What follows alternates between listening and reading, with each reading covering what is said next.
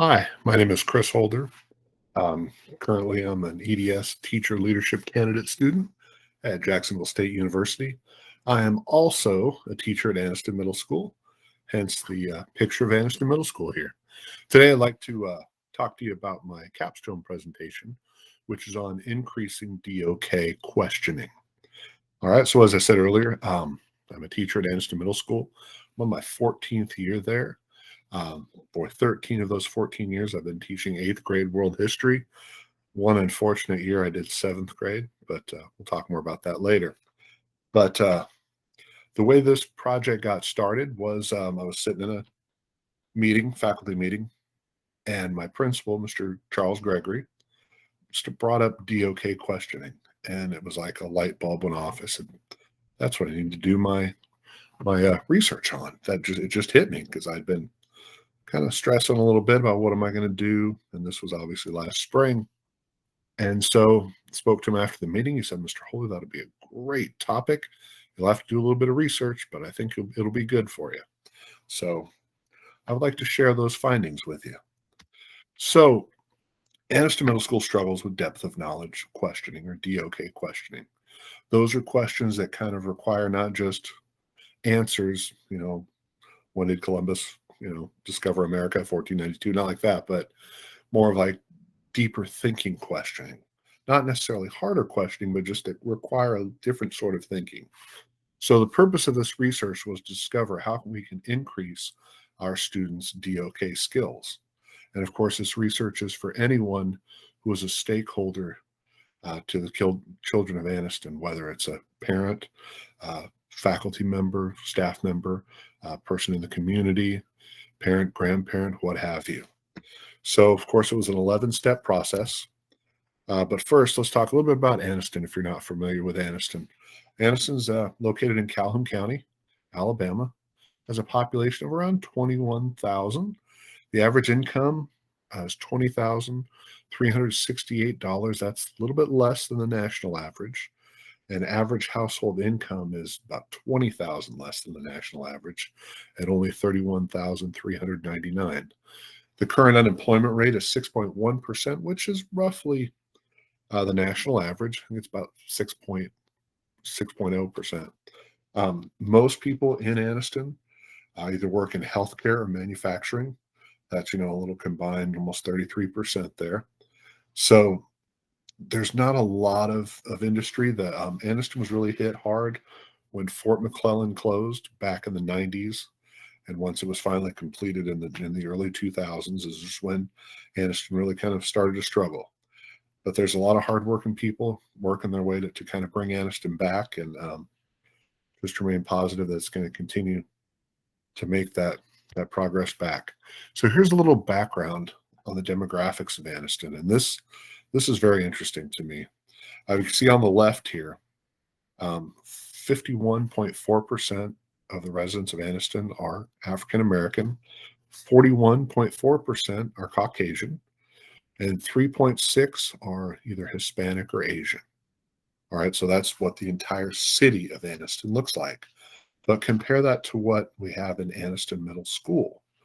87.9% is African American, 4% is Caucasian, 8.1% Hispanic, and no Asian population. So you can see that there is not a connection between the middle school and the entire city. It's not distributed the same way demographically. And I wish I could tell you the exact reasoning. I've talked to a lot of people about it. I've asked, several people. People have lived in Anniston all their lives, people that have spent a long time in Anniston, and they attribute it to, Fort McClellan closing. And they said there was a lot of white flight, is how they called it. And then I heard somebody else say, and then it became just black flight, is what another superintendent called it. And he said that, this is just what we're left with. I'm not sure I believe all that, or I agree with that, but that's just kind of what I've been told here. So this is kind of what we have in Anniston. Now, step one. Obviously, like I said earlier, Mr. Gregory brought up DOK levels. And so looking back at some of the testing data from the last 4 years, what I discovered was the average proficiency in reading is only 22.45%, which means that of the students in sixth, seventh, and eighth grade, just a little over 22% of them are reading on or above grade level. All right. And, it's those, when you're talking about standardized testing, those depth of knowledge questioning, it's not just identify the noun in this sentence. The questions tend to go a little deeper, and they might have you compare two different articles and find what's similar about them. And so it requires a little kind of deeper thinking. All right.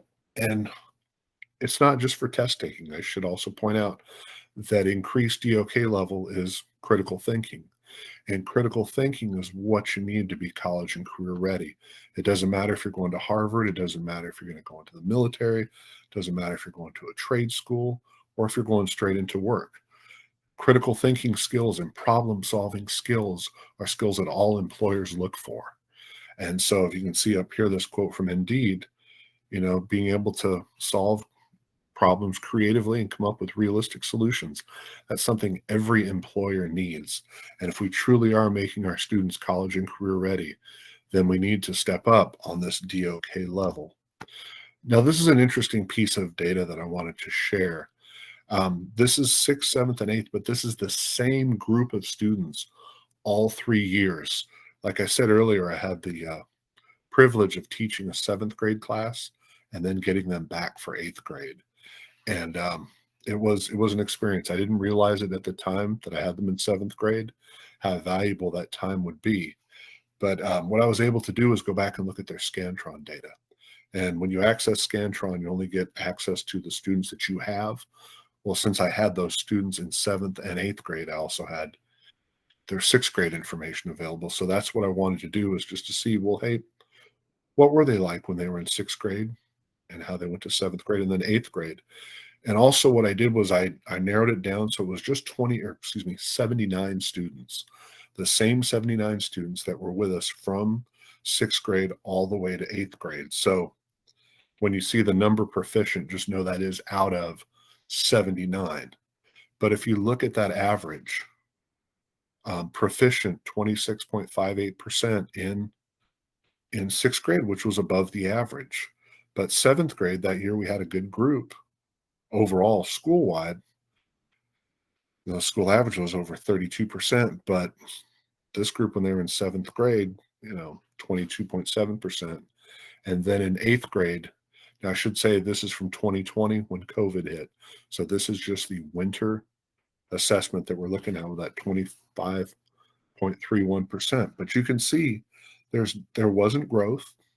They actually regressed. They went down and then came back up. So, and again, this is probably the result of DOK questioning and just a lack of skills in that.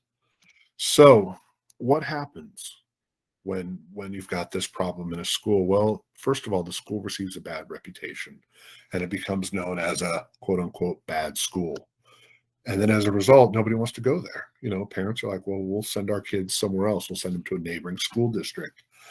And if they can't do that, families will just move out of the area. So suddenly enrollment drops.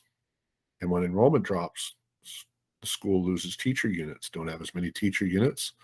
And with people moving out of the area, so many people leaving, property values drop. When property values drop, schools lose tax revenue from property taxes because people aren't moving into the area.